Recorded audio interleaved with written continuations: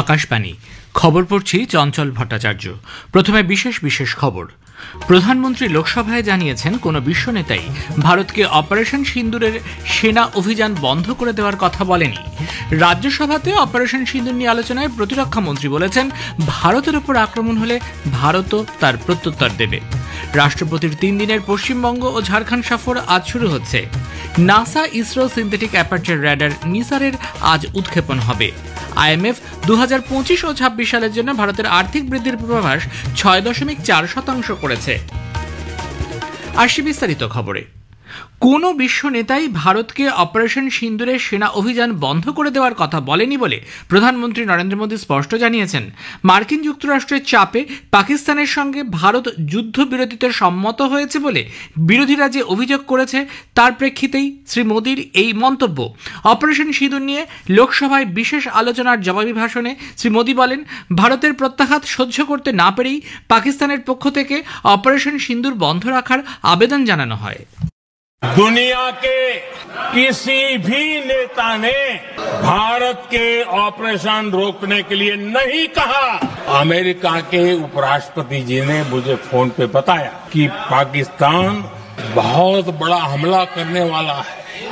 मेरा जवाब था, अगर पाकिस्तान का ये इरादा है तो उसे बहुत महंगा पड़ेगा। अगर पाकिस्तान हमला करेगा तो हम बड़ा हमला कर करके जवाब देंगे। শ্রী মোদী বলেন, অপারেশন সিন্দুরে পাকিস্তানের সন্ত্রাসের ঘাঁটি গুড়িয়ে দেওয়া হয়েছে। তাদের মদতে 22 এপ্রিল যে জঘন্য হামলা হয়েছিল 22 মিনিটে তার জবাব দেওয়া হয়েছে। প্রধানমন্ত্রী জানান, ভারত বুঝিয়ে দিয়েছে পরমাণু হুমকির কাছে তারা মাথা নোয়াবে না।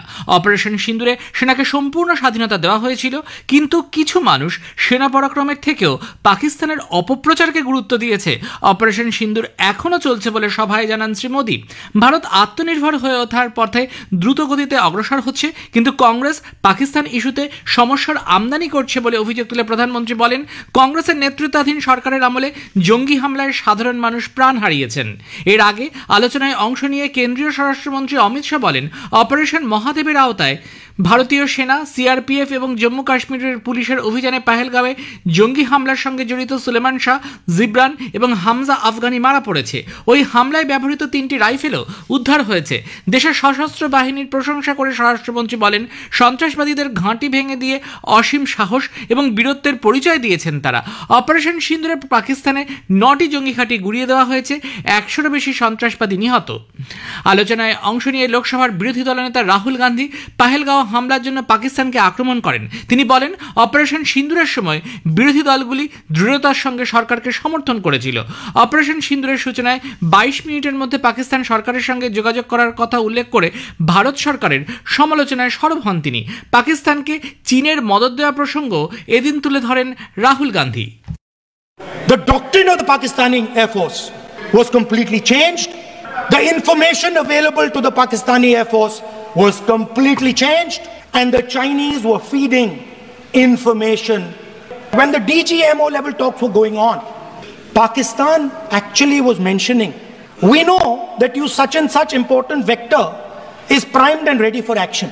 I would request you to perhaps pull it back. And he says, so it is very clear they were getting live battlefield inputs from China. Congress নেত্রী প্রিয়াঙ্কা গান্ধী দেশের সেনাবাহিনীর প্রশংসা করে নিরাপত্তা ক্ষেত্রে গোয়েন্দা ব্যর্থতার অভিযোগ তোলেন।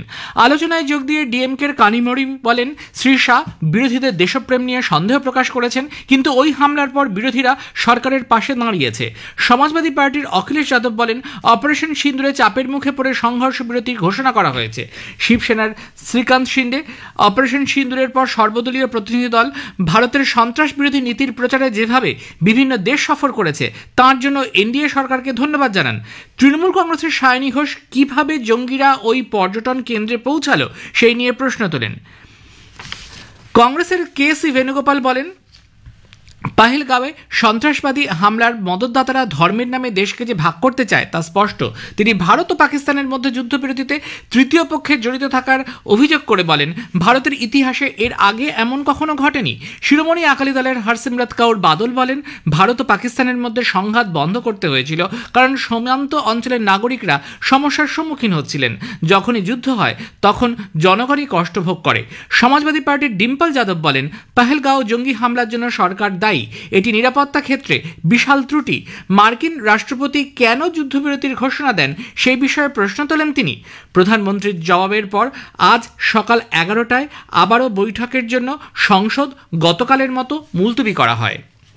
রাজ্যসভাতে পাহেলগাঁওয়ের হামলা এবং তার প্রত্যুত্তরে অপারেশন সিন্দুর নিয়ে আলোচনার সূচনা করে প্রতিরক্ষা মন্ত্রী রাজনাথ সিং অপারেশন মহাদেবের আওতায় 3 জঙ্গিকে শেষ করার জন্য ভারতীয় সেনাবাহিনী এবং নিরাপত্তা বাহিনীকে অভিনন্দন জানান। তিনি বলেন, অপারেশন সিন্দুরের লক্ষ্য ছিল জঙ্গিদের ঘাঁটি ধ্বংস করা এবং সন্ত্রাসবাদের বিরুদ্ধে ভারতের আপোষহীন নীতির বার্তা পৌঁছে দেওয়া। ভারতের ওপর আক্রমণ হলে ভারত তার সমুচিত জবাব দেবে বলে তিনি জানান। প্রতিরক্ষা মন্ত্রী বলেন, পাকিস্তান যদি ভবিষ্যতে এই ধরনের কোনো দুঃসাহসিক কাজ করে তবে ভারত অপারেশন সিঁদুর পুনরায় শুরু করতে দ্বিধা করবে না। পাকিস্তানের পরমাণু হুমকি ও অন্যান্য যুদ্ধকৌশলের কাছে ভারত কখনোই মাথা নত করবে না। সাংসদ পশ্চিমবঙ্গের বিজেপির রাজ্য সভাপতি শ্রমিক ভট্টাচার্য তার ভাষণে বলেন, ভারতের লড়াই মূলত সন্ত্রাসবাদের বিরুদ্ধে। শুধুমাত্র ভারতই জঙ্গি কার্যকলাপের শিকার নয়, তাই এর বিরুদ্ধে লড়াই করার জন্য গোটা বিশ্বকে একত্রিত হতে হবে। कुछ नहीं है, पाकिस्तान का कोई इतिहास नहीं है, कोई टेक्स्ट नहीं है, इससे हम लोग क्या लड़ेंगे? हम लोग उस सोच को मारना चाहिए।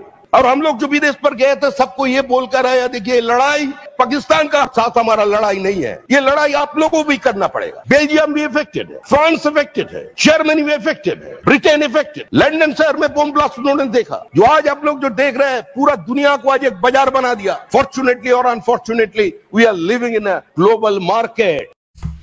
আলোচনায় অংশ নিয়ে রাজ্যসভার বিরোধী নেতা মল্লিকার্জুন খার্গে অপারেশন সিন্দুরের সাময়িক বিরতির ঘোষণার জন্য প্রশ্ন তোলেন। পাহেলগাঁও হামলার জন্য গোয়েন্দা ব্যর্থতার অভিযোগ তোলেন তিনি। বিজেপির ব্রিজলাল কংগ্রেসকে অপারেশন সিঁদুর নিয়ে প্রশ্ন তোলার জন্য অভিযুক্ত করেন।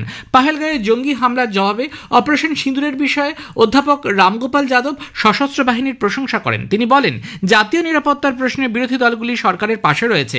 জেএমএম এর মহুয়া মাঝি ভারতীয় সশস্ত্র বাহিনীর সাহস ও বীরত্বকে কুর্নিশ জানান। তবে কার চাপে যুদ্ধবিরতি কার্যকর করা হয়েছে সেই প্রশ্নও তোলেন তিনি।